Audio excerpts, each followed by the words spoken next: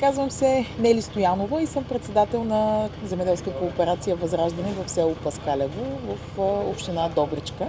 Завършила съм Аграрния университет в Пловдив с растителна защита и съм председател на кооперацията вече за трети мандат, т.е. 8 пълни години имам в кооперацията.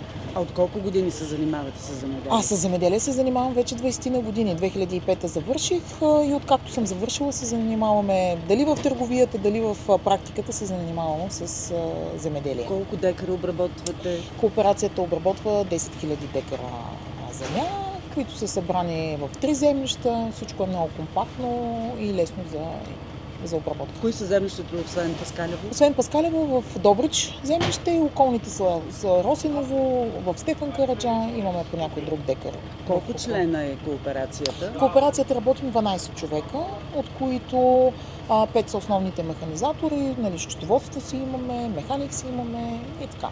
Аз наследих кооперацията в нея добро състояние, поради факта, че имахме животновъдство. Животновъдството беше дърпащо надолу звено. За съжаление, трябваше да бъде ликвидирано, за да не търпи толкова големи загуби кооперацията и в течение на времето успяхме да стабилизираме нещата. Последните 3 години не бяха добри също, но като нямаш нещо, което допълнително да те спира, бързо се влизаш в релси отново. Конкретно за тази година смея да твърдя, че е много добра година.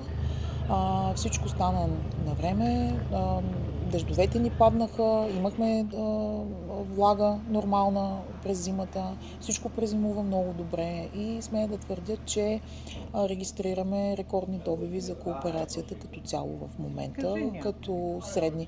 Примерно Рапица никога не сме женали средни добиви с оглед на площа.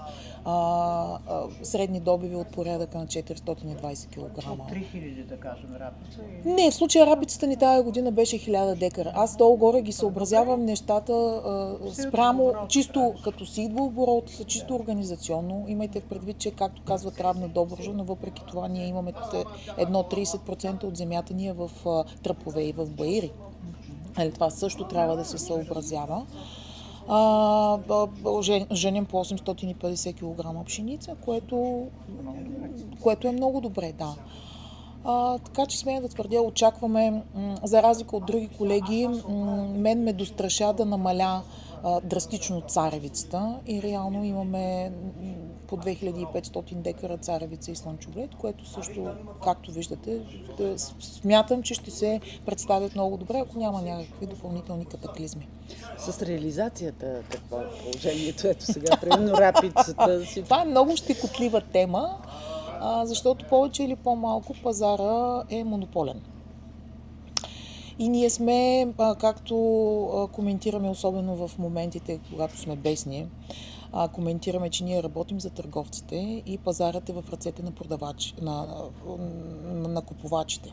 Ти си произвел страхотна стока и започва да ти се извиват ръце. Пък гледаме борси, пък смятаме спрямо борсите, пък ти не дей да гледаш борсата, защото нашата премия се увеличава, а пък за нас не остава. Много е щекотлива темата и в години, когато ти си произвел, виждаш, че цената върви добре, нали, с оглед на глобалните проблеми, виждаш, че можеш да търсиш цена, то в един момент не се. Примерно в момента, от миналата седмица трябваше да си продам Рапицата, когато беше високия пик, никой не купува.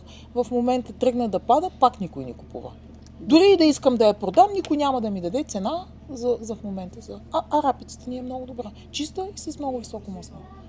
Последните няколко години се старая, тъй като по някакъв начин трябва да оптимизираме риска и да намалим себестойността на културите, които произвеждаме, защото виждате горива хвърчат до небесата.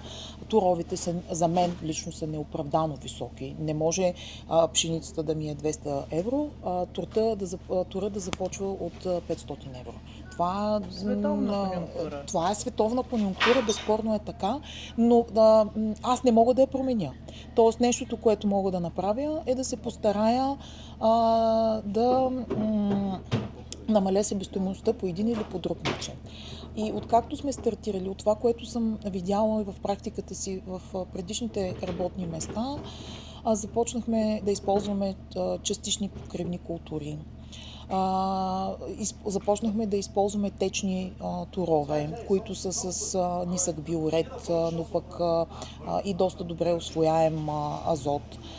Като по този начин да сведем използването на торовете до екзистенциал минимум. И вече на 5-та-6-та година аз виждам това поле, примерно, е било ряпа като покривна култура есента. Тоест нямаме дълбока обработка. На пролет имаме две култивирани и виждате как изглеждат. Абсолютно, да. Абсолютно, но това означава, че ние нямаме вложени торове на есен. Конкретно за царевицата на целите ни площи няма.